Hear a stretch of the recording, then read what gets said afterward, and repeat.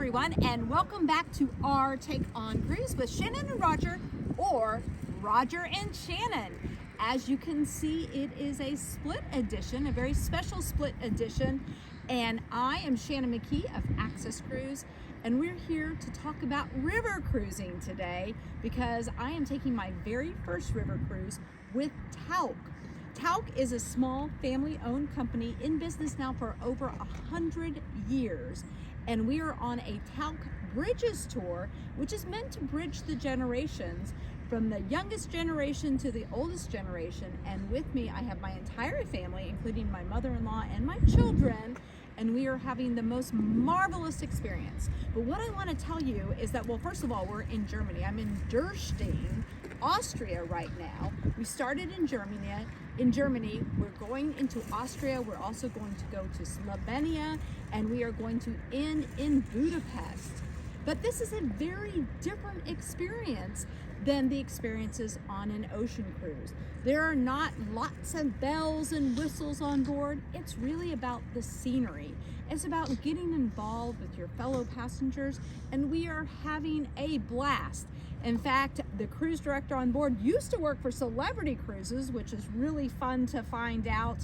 But it is a completely, as I said, different experience. But I highly recommend taking a river cruise, and I can't wait to finish mine.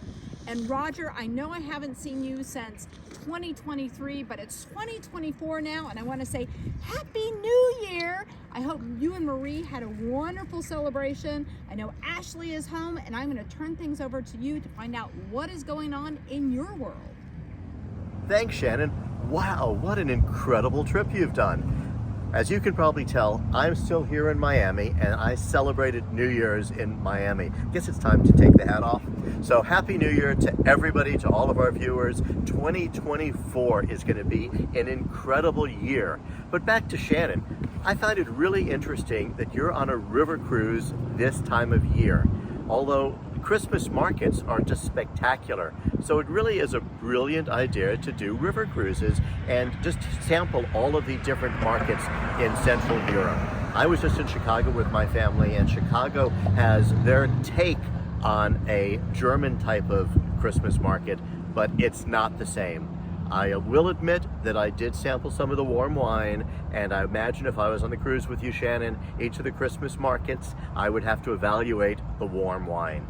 It is interesting also that not so long ago, when people thought about a cold weather cruise, that basically meant taking a cruise to Alaska in the summer, Norwegian fjords in the summer. That was cold weather. But now the wintertime northern cruise is becoming more popular. Obviously, just like the cruise you're on now in the Danube in the middle of winter, that would have been something people wouldn't have thought about a few years ago. But there's actually even a lot of the big ocean-going ships that do cruises, such as cruises to go see the Northern Lights. Really incredible type of things. Cruise line itinerary planners have gotten so creative in where they realize that people want to go. And to experience these northern destinations in the winter, the crowds are not the same, the lights are gorgeous. Obviously, if you want to see the Northern Lights or the Christmas markets, that's the time to go. And there really is no more comfortable way to travel than on a cruise ship. It's so easy. When I was in Chicago, every time we came and went for dinner, for a restaurant, for a shop, getting bundled up, once you're on a ship, everybody knows it's all climate controlled, it's very comfortable, and it's a great way to see things. So Shannon, you're on the same itinerary more or less that I was on with my wife back in August in the Danube. So I'm looking forward to you coming back. Let's compare notes and see how much different December and January was to August. So once again, I'll put my hat back on. Happy New Year, everybody, and see you next week. Bye.